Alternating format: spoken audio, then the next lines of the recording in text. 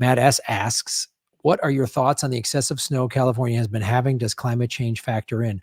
Yeah, absolutely. I think climate change factors in. Great question, Matt. So what climate change means is it doesn't just mean, oh, it's going to be hotter all the time. It means weather events are going to get more extreme. The droughts are going to get bigger. The floods are going to get bigger. And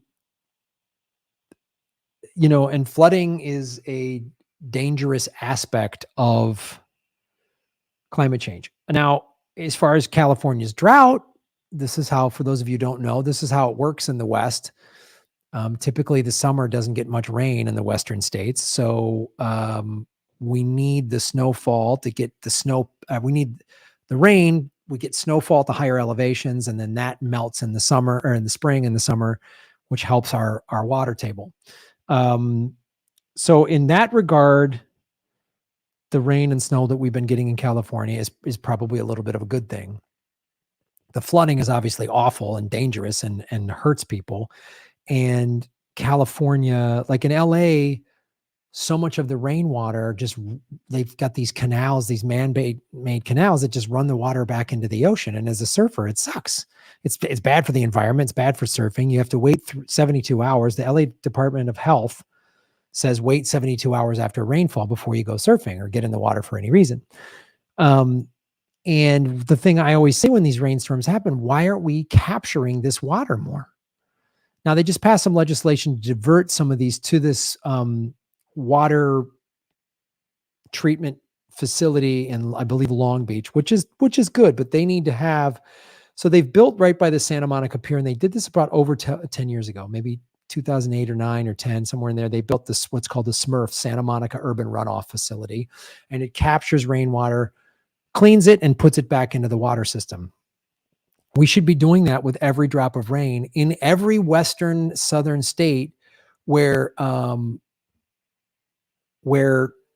water is an issue. We should be capturing every drop of water. And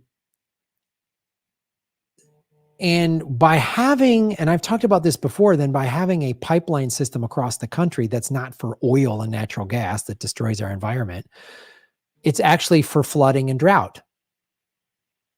So when parts of the country are getting flooded, we can literally drain that water out of there and send it to other parts of the country or put it in reserves so that we literally, the term save it for a rainy day. I mean, it's like save the water for a drought day, because the Western United States last summer was brutal.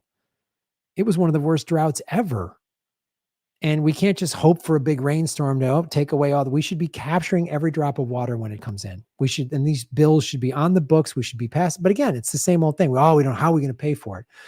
We got money for war and Wall Street bailouts, but we don't have money to do something that would make the environment cleaner, make us more efficient, make us not dependent upon whatever else.